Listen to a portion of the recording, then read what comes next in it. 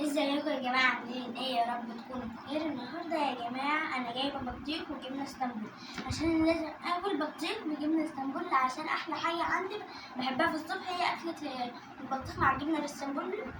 وجايبة البطيخة هي يا جماعة حمار وحلاوة، جايبينها من السوق ب40 جنيه بس.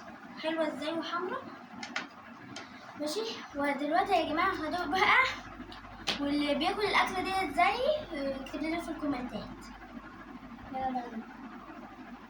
بسم الله الرحمن الرحيم.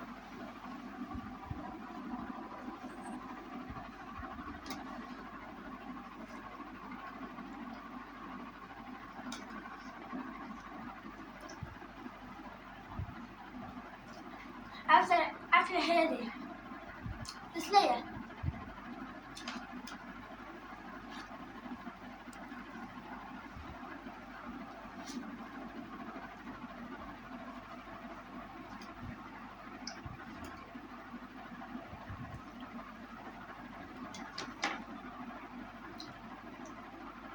لو عجبكم الفيديو يا جماعة انزلوا اشتركوا في القناة وفعلوا الجرس عشان يوصلكم كل جديد. باي باي.